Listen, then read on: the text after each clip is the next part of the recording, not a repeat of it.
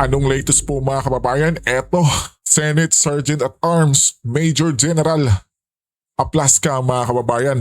Muntik na pong maluha nang marinig niyang si Senator Bato ay nag-offered mga kababayan to be placed under PNP custody. Naku po mga kababayan, no? Eto, pakinggan natin itong si Major General Aplaska ng Senado mga kababayan. Alam mo, nakita ko si Senator Bato nung sinasabi niya, it's an expression of his frustration. Okay. Kasi nag-aalala na nga siya na, ano ba ito nangyayari dito? Pinapasok kami dito. Basta sa Senado ito. Doon niya po, Can you imagine, Senado, lulusubin kami ng Armado, NBI, o kung sino man. Tama mga kababayan, no? At pansinin nyo mga kababayan yung mata dito ni Sergeant at Arms Major Aplaska mga kababayan. Di ba? Talagang yung sinasabi niya ay taos puso at tila ba'y pinipigilan niyang maluha mga kababayan, no? Di ba? Mukhang naawa rin siya kay Senator Bato mga kababayan. paano yung... Si Senator Bato po, magbiro, di ba, kilala natin lahat, but the way I sense it, parang merong serious na pagsasabi at merong kasamang pag-alala sa kanyang seguridad. And then, General, paano pagkakasabi Pagkano niya? pagkakasabi? Paano yung pagkaka-deliver niya nung inalok? Hindi ko lang ano yung exact word, pero sabi niya, gusto mo, Chief, doon na lang ako magpa-custody sa PNP. And then, Si Sir Tateng talaga mismo ang kausap niya, sir. Si General O kami, Tateng. nagmi-meeting kami nila Secretary Remulla, si General Aberin, and, may mga maraming generals. and then nagkatawanan, sir. Ano po sagot? Nagkatawanan lang nung ang sagot ni GPNP sa custodial facility. Kasi kulungan po yun. Kasi kulungan po yun. So in a way, is that a rejection or hindi malinaw sa inyo, sir, kung nireject ba yung ganun Hindi ko alam kung ano ang dating kay Senator Bato, pero kami naman, nagtawanan kami. Natawa din lang konti si General, si Senator Bato. Naku po mga kababayan, no? So si Senator Bato mga kababayan ay naku po, posible palang nandun din sa PNP custody or hawak ng PNP mga kababayan or itinago dun si Bato mga kababayan. Di ba? Posible din yun mga kababayan, di po ba? Naku po, no?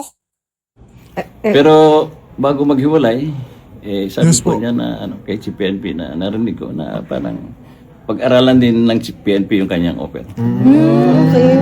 So, sir, Sa White House ba gusto ni General Bato? Di po ba mga kababayan, no? At para sa akin naman mga kababayan is nakabubuti yun ha, mga kababayan, kay Senator Bato kung doon siya muna magstay mga kababayan, di ba? Dahil safe na safe siya doon mga kababayan kung sakali. Kung walang tratraidor yung kung walang tratraidor mga kababayan kaya ni Trillanes na gustong ipagkaluno yung kanyang mismong kababayan doon sa ICC mga kababayan, no, para lang makapaghigante. Pambihira talaga si Trillanes mga kababayan, di ba? Oo, ayaw niya sa kustodya. Actually, nasabi rin niya na baka pwede mo akong bigyan ng isang kwarto dyan sa White House. Malaki. Sinabi nga. Pero wala pong commitment na nabigay si Chief PNP. sir, kayo, how do you Pero ang naalala ko sinabi ni Chief PNP, sige po, sir, pag-aralan namin kasi pwede naman dyan ipahiram namin sa inyo yung isang floor ng mga condos namin. Maraming condo unit kasi. So sir, kung ganun, paano yun? Protective custody siya ng PNP? Anong status ko pagka ganun, sir, for our knowledge? Wala namang walang offer. Naalala natin nung time ni General Bato, di ba? So, sino itong taga, si Kerwin Espinosa ba yun? Kerwin Na Espinosa parang Bola. pinataga ni Senator Bato sa Sa White Kamprame. House. Sa White House. So I think it's a form of protective custody kasi Yan. natatakot na yata si Kerwin na baka mayroong magtangka sa buhay niya pag nasa labas siya.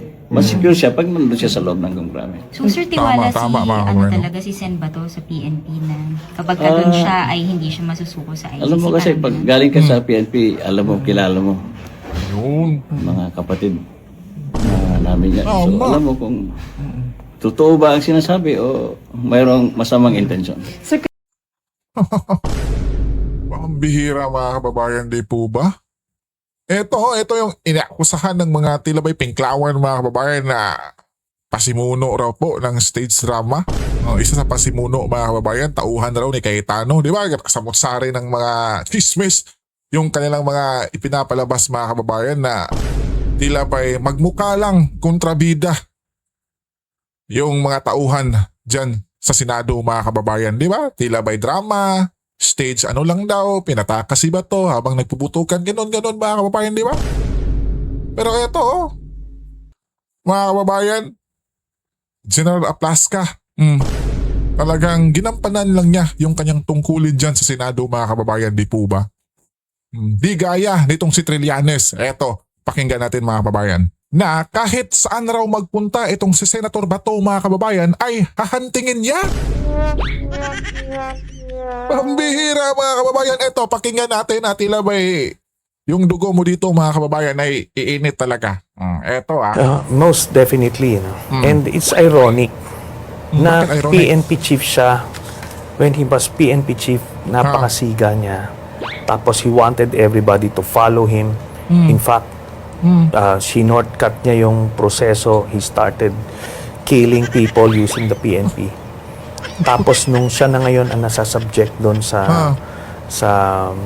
batas na yan, ngayon tumatakbo siya. He's a genuine coward and the whole country saw. Anong coward mga kababayan? Pambihira. Kung ikaw yung dalhin sa ICC, Mr. Trillanes, di ba? Itong si Mr. Trillanes nga mga kababayan, di ba? Yung dinakip ito, tila ba yung kanyang pantalon ay may ihi? Di po ba mga kababayan, kitang-kita naman natin? Pambihira, no? Nung Monday, hindi kayo nagpang-abot ni Senator Bato de la Rosa. Siguro, sir, kung may mensahe kayo sa kanya, to wherever he is, ano pong masasabi niyo? Kahit saan siya pumunta, hantingin ko siya. Hantingin raw niya si Senator Bato mga kababayan, no? Tingnan nyo naman yung pagbumuka dito ni Mr. Trillanes mga kababayan, di ba? Mambihira ha? Ano na kaya kung may posisyon to, bibigyan to ng posisyon ni Bongbong mga kababayan? Ay naku po, patay tayo dyan mga kababayan, di ba? Wala pa tong posisyon mga kababayan, pero kung makapagsalita, ay naku po, daig pa na yung presidente yung mga kababayan. Di ba? Ang bihira talaga itong si Mr. Antonia. Mga kababayan, no? Ikaw kababayan, anong masasabi mo dito? Ang bihira ka, Trillanes. Samantala mga kababayan, pakinggan naman natin itong kasamahan din ni Trillanes mga kababayan na itong si Gary Alejano. Kung naalala nyo pa to mga kababayan, di ba? Ito yung tila ba'y kasintahan na ni Trillanes mga kababayan, no? Diba? Kasi noon ito yung tila ba'y buntot na buntot or bodyguard niya ata to mga kababayan. Diba? Eto, pakinggan natin mga kababayan, tila ba'y may banat din kay Senator Bato. Mambihira.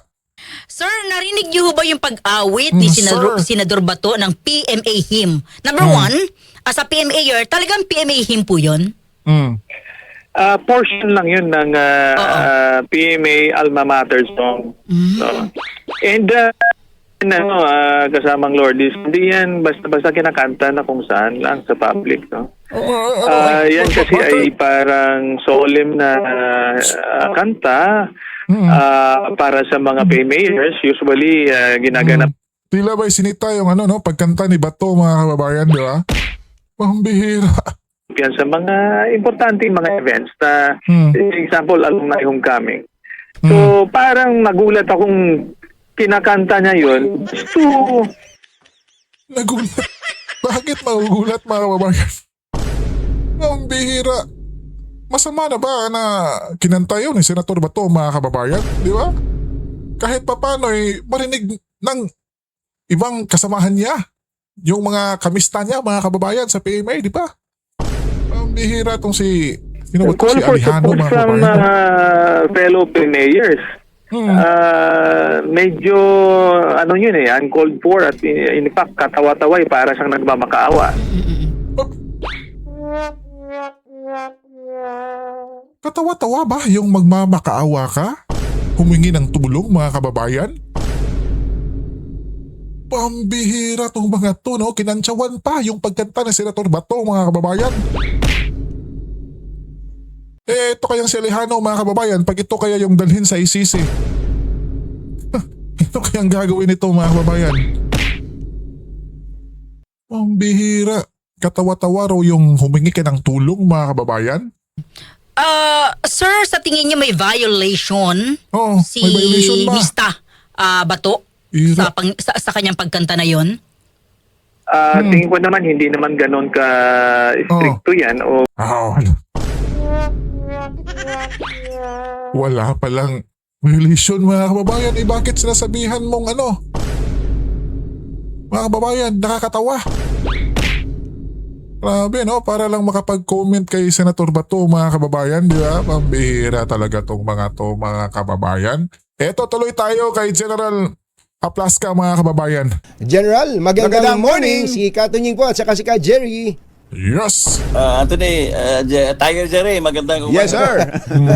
Musta po kayo? Pwede na kayo magsenador ha. Lamang kayo ng lahat ng mga newscast kagabi. Major newscast ha. Oh, sabi sino? Senador Aplaska ba yun? Hindi o. Sergeant Aplaska po. Pwede mga kababayan ha? Tapos lang po. Kumusta po? Kumusta po ang Senado po ngayon? As of now naman, back to normal, very peaceful, tahimik na tahimik po. Opo. Yung palang Senate Sergeant at Arms, yung mga matitipuno palang mga kalalakihan dyan, kapag ka nagbitbit ng mga long firearms, parang kumikisig din. Meron ba sila mga regular na training man lang o nakakapag-firing ba ng regularly, General? Mayroon naman po sila mga regular training ng firearms training at saka security-related trainings. Kaya kung may puputukan sila at gustong patamaan, tatama talaga. Tatamaan naman Pero pag ba, ayaw General? nilang patamaan, hindi tatamaan. Yun. Okay, General. Tapatin nyo nga kami. Kayo daw ang unang nagpaputok. Ayan. Ikaw ikaw daw po mismo. Tama po, Anthony, ako mismo ang nagpaputok ng warning shot. Pero kung po Warning yun, shot, mga kababayan. covered po ba yung kung saan kayo nagpaputok doon mismo sa second floor? Sa second floor po, sa labas na po kasi parang ledge po kasi itong area na pinangyarihan. Opo. So, wala na pong tatamaan na ceiling doon. Walang tatamaan. Walang tatamaan. Pero ba't kinailangan yung magpaputok, sir? Eto. Ito po, Jerry, kasi kasama ito sa aming rules of engagement, na pag hindi naman kami hindi kami magpapatama agad dahil lalong-lalo na nagpakilala na sila ng NBI, alam na namin na government forces. Kaya lang po kung nalalagay naman sa sa alanganin o endangered yung buhay ng aming mga personnel, mag-warning shot po kami to tell them na dapat they will also stand down. May attempt ho ba sa part ng NBI na talagang nakita ninyo kaya kayo nag-warning shot na sumugod o pumasok? Kasi nakita po namin na may mga mahahabang baril sila. Oo. At ang kasi dapat ibababa nila yung kanilang mga baril. Yun po ang challenge namin. Pero parang doon sa aming observation sa nakita po namin parang may threat po yung kanilang pagkahawak ng baril, kaya po kami nagpaputok ng warning shot. Siyempre mga kababayan, no, di ba? Noong unang araw or unang gabi, di ba? Yung sumugod yung NBI dyan sa Senado mga kababayan, yung kasamahan nila General Aplaska, ay naku po, di ba? Tingnan nyo naman yung ginawa ng NBI doon mga kababayan, di ba? Binackflip, inano pa yung mga kababayan, tagiliran, di ba? Tapos muntikan pang isakay sa kanilang sasakyan. Di ba mga kababayan? Kaya itong sila General Aplaska, ay naku po, meron na tong may gigil na kahit papaano mga kababayan ng konti. Di ba? Kaya pinaputukan na nila ng mga kababayan. Diba? Pero yung NBI gumanti ng putok din mga kababayan. Nag-warning shots, di ba? Pambihira talaga, no? Kaya, nakagatilyo ho ba ang kanilang... naka-trigger finger ho ba sila? Hindi namin masyado maaninag kasi medyo madilim, pero ang aming nakita po parang nagtaas po ng baril. May po ba? May nung oras po na 'yon, tinanong nyo, ano bang mismo sinabi nyo, General pala, gusto namin malaman. Ano mismo sinabi nyo? Sino to? Sino kayo? Ba't kami ba? Parang gano'n. Ano ba? Tama mga kababayan, no? Ano yung attitude or asta nung pagsita ni General Aplaska mga kababayan, no, sa NBI? Ako po. Di ba, in action ka ni Katonyeng na parang pelikula mga kababayan, kung baga. Nako, eto, pakinggan natin kabayan. Yun po ang unang yun po ang unang challenge namin. Sino kayo? At sumagot naman na mga NBI sila. Ang susunod na challenge po namin ay ibaba po ninyo kanyang mga barel. Opo. Pero ang aming observation ay parang nagtaas ng barel, kaya po nag-decide ako na mismo na magpaputok ng warning shot sa itaas. Parang pumorma po sila na kakasa. Kumbaga, magpapaputok, i-assault kayo, ganon. Ganun po, Anthony, yung aming nakitang situation. Pero nung mag-warning shot kayo, nagpaputok din ba sila? Yun po, kasi ang i-expect namin, dapat hindi sila magpaputok kasi sila naman definitely alam nila na kami ay mga gwardiya dito sa loob ng Senado. So, ang normal tendency po ay dapat ibaba nila yung mga baril nila at saka magpag-usap sila, magpakilala sila ng mabuti. So nag-warning shot kayo, nagpaputok din sila, nakadirekta ba sa inyo Yung putok nila, yung pagpaputok nila? Hindi na namin masyado makita, no? Pero nung may sumugat na putok, umatras po kami at saka na palitan na ito ng putukan. Pumutok po sila ng maraming beses agad bilang tugon sa warning shot ninyo? Hindi ko masyado pero basta may pumutok. After nung warning shot kami, kaya po yun po yung signal na dapat you should go into parang more defensive position. Nasaan po sila nung mga pagkakataong yun nung magkaroon ng putukan? Sila ba'y nasa loob na ng part na ng Senate o andun sa part ng GSIS?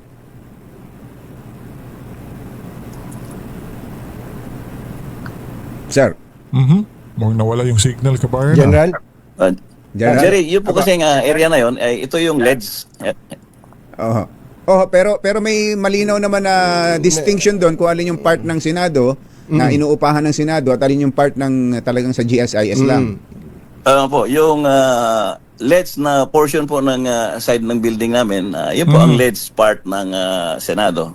Kaya doon po sila sa pasok na po doon sa LEDs sa portion ng Senate side. Part na ng Senate kung nasa loob na sila ng Senate. Tama po, Jerry, tama po. Opo, pero ang sabi nyo, nung nagpaputok kayo ng warning shot, wala nang kisame. Ibig sabihin, nasa labas, outdoor po ba itong putukan na to? Sila po, outdoor sila. Kami, nasa loob kami, pero naka-open, slightly open lang yung emergency door exit. So, saan po kayo nag-warning shot? Saang area? Sa LEDs po, sa LEDs, sa labas. Sa LEDs, Pataas naman po ang aking kasi wala namang warning shot na yes, ibig sabihin open na po yung area na yon. Open. Okay, open na po. i-describe nyo nga sa amin yung LEDs na tinutukoy nyo. Yun po kasi di ba yung sa labas ng building, meron pang konting may mga konting spaces pa pero wala nang bubong. So, palabas sa labas na po talaga yun ng building. Pero may kaya doon po nang dumadaan yung aming emergency exit. May mga part ho na may mga nakunan po ng video na may mga salamin na may mga tama ng bala. Opo, yung sa side namin, sa loob na po yun ng Kanino ano ho yun? Sino bumaril nun? Opo. Hindi pa namin makita yung Soko, but definitely yung iba po noon ay galing na po sa amin. More than 30 daw po ang mga empty shells na nakita. Ilan po yung sa inyo doon? Hindi ko masyado na maalala, Jerry, kasi pag nasa gun battle na, hindi mo na mabibilang kung ilan yung putok na nagawa mo. Correct. Kung may binabanggit po na more than 30, tapos mga 27 daw po yung doon sa side nung Senado talaga, pinuputukan niyo po ba sila para sila ay tamaan niyo o mapatay ninyo o masaktan ninyo, General? Hindi po, makikita po natin sa trajectory ng aming mga putok na hindi po papunta sa kanila. May pataas pa rin po kahit na after the warning shot, pataas pa rin po ang aming putok. So ibig sabihin wala po kaming intention na patamaan sila dahil nung una nagpakilala naman sila na NBI at saka doon sa aming CCTV at saka sa report namin mga NBI agents naman talaga sila. So kung sinabi niyo nag-warning shot kayo tapos pinababa niyo yung baril, itinaas nila tapos nagkaputukan na, nagkaputukan. So ang intention, sabi nyo, parang ang tingin nyo, kakasa sila, i-assault kayo. Tama po ba yung understanding namin, General? Yun po ang pagkakaintindi namin doon sa mga panahon na yun. Kung i-assault po kayo, pero ang pinutukan nyo, nagpaputok po kayo, pero hindi para patamaan sila, ganon? Hindi po, Anthony, kasi medyo malapit, halos harapan lang po ito. Kung ang intention po namin ay patamaan sila, sigurado po matatamaan po sila. Magkakatamaan talaga. At sila rin kaya ganun din, General, na parang pa-warning din yung paputok nila at hindi rin direkta sa inyo. Hindi ko ma-determine, Jerry, pero sigurado ako na nung unang mga burst of fires, hindi po nila nakikita yung aming position kasi medyo madilim din po pag nanggagaling sa amin. Pero yung mga butas dun sa mga tinamaang mga salamin diyan, ang sabi nyo, sa inyo yon, hindi taga NBI ang nagpatama doon. Hindi ko rin masyado sigurado, Jerry, pero alam ko yung mga ibang tama ng salamin, amin po yun. Kasi ako personally, doon po din ako nag-aim ng mga succeeding shots. Basta sa inyo, General, kayo naniniwala na merong attempt nung time na yon na pasukin, kaya kinailangan yung mag-warning shot. Tama po, Jerry. Opo. Okay. Kaya lang sabi ko kanina, after na mag-warning shot, medyo napatras na po kami ng kaunti. At ina-expect po namin na magkakaroon po sila ng assault kasi nakita na namin na medyo marami sila. Kaya medyo nagpaputok po kami ng marami to prevent them from conducting assault. Yung po bang lugar na yun kung saan nagkaputukan may CCTV?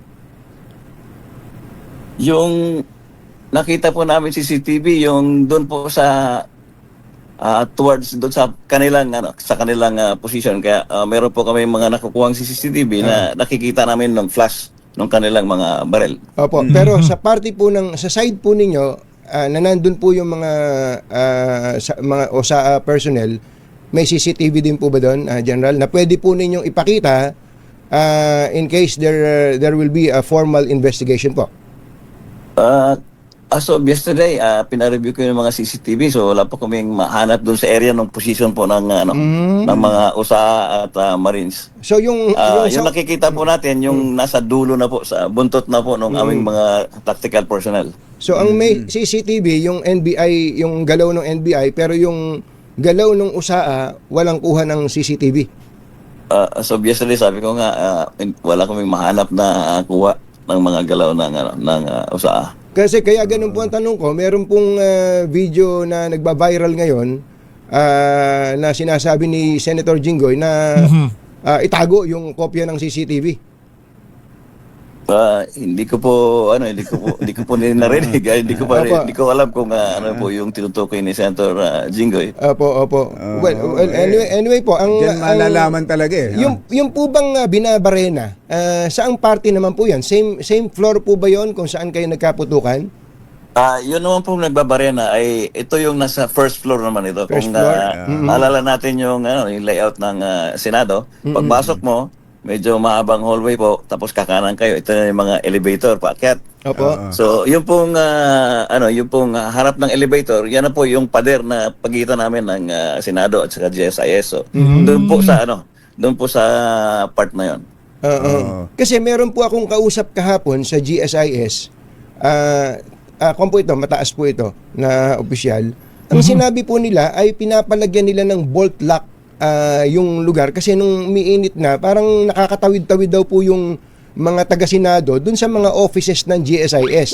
So apparently, yung bolt lock na yon, ayon sa kausap ko sa GSIS, ay decision ng building administrator ng GSIS offices. Medyo nakakapagtaka ba din na Anthony yan, dahil medyo nagka-sergeant, pangalawa ko na kasi itong balik bilang sergeant at arms. Yes po. Noong araw po, ang aking observation, pag meron po kaming gagawin sa common area, nagpapaalam po kami sa isa't isa. Electrical, carpentry, yung tungkol sa linya ng tubig.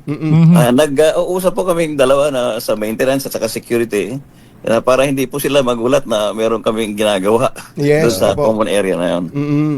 Parang ngayon, walang coordination ang sinasabi nyo, no? Yun po, wala pong Walang, coordination na nangyayari. Oo. At saka medyo alarmado din po kami kasi simula po ng umaga, tuloy-tuloy na po yung intelligence reports pupasok sa amin na meron po mga armadong kalalakihan na nandyan po sa side ng GSIS. General, ang NBI po ba, ang NBI ay nandoon lang sa may side ng GSIS offices o may sighting pa sa kanila doon sa Senate building mismo, yung Senate premises? Nung mga may araw pa, nakikita namin, nandun lang sila sa GSIS side. Pero towards the evening, nakikita po namin sa aming mga CCTV na unti-unti po silang nag-occupy nung side na po ng Senado. Okay, mahaba-haba ho yung pangyayari yan mula nung magputukan hanggang sa hating gabi, hanggang sa madaling araw. Moving on, General, pag nung mapawi ang usok ng mapawi ang usok. putukan at pero nakabantay pa rin ng media, bigla na lang nabalitaan ng umaga, wala na si Senator Bato diyan. Alam niyo ba na at nagpaalam ba sa inyo at o kay Senate President Cayetano na aalis siya at ang sasama sa kanya ay si Senator Robin Padilla? Wala po kaming advance information na aalis si Senator De La Rosa. Kaya po yung allegation na parang in-stage doon namin yung kaguluhan para tumakas o umalis si Senator De La Rosa. Medyo mahirap po paniwalaan na unang-una, hindi po namin kayang i-stage na pumunta po dyan sa area namin ang mga taga-NBI. Kasi kung wala naman sila dyan, o hindi sila dumating dyan sa GSIS at saka sa Senate area, wala naman po mangyaring kaguluhan. Pero nung mismong oras na umalis siya, siyempre may mga CCTV dyan, marami kayong security dyan, naalaman nyo na that the moment na lumabas siya. Opo, mga few minutes lang nung pag-alis nila kasi meron po kaming CCTV at saka meron kaming gwardiya, no? So imposible na wala pong makakakita na pag-alis nila. Ano pong ginawa ninyo nung makita nyo? Hindi nyo ba sinabi, Mista, saan ka pupunta? Medyo mabilis ang pangyayari, Jerry, kasi nung panahon na yun, alauna po ito ng madaling araw, ano? Yung aking huling, kasi binibisita ko yan every now and then. So, ang huling bisita ko po, naalala ko, estimate ko lang mga 1 o'clock early in the morning. Pagkatapos nun, sa 5th floor po yung kanyang opisina. Umakyat ako sa 6th floor kasi may meeting po kami ni Secretary Dong Mendoza at saka si General Morico, yung director ng CIDG kasi siya ang tinalagang head ng investigation team on the side of the PNP. Medyo ilang minuto lang po, maya may tumawag na sa akin na from our communication center na umulis daw si Senator De La Rosa kasama si Senator Robin. Pero wala ba kayong instruction na protektahan siya? Kasi nasa protective custody niyo siya. Kapag may nangyaring masama sa kanya, kayo masisisi. Yun na, yung pinaliluwanag ng aming Senate President, si Senator Cayetano, kahapon, na ang protective custody is a privilege extended to Senator De La Rosa. Kaya simula nung Monday, nakita natin na inabail ni Senator De La Rosa yung protective custody ng Senado. Pero anytime pwede siyang umalis. Hindi naman pwedeng pigilin namin kung siya ay ayaw na niyang mag-avail ng privilege na binibigay ng Senado. Pero hindi po ba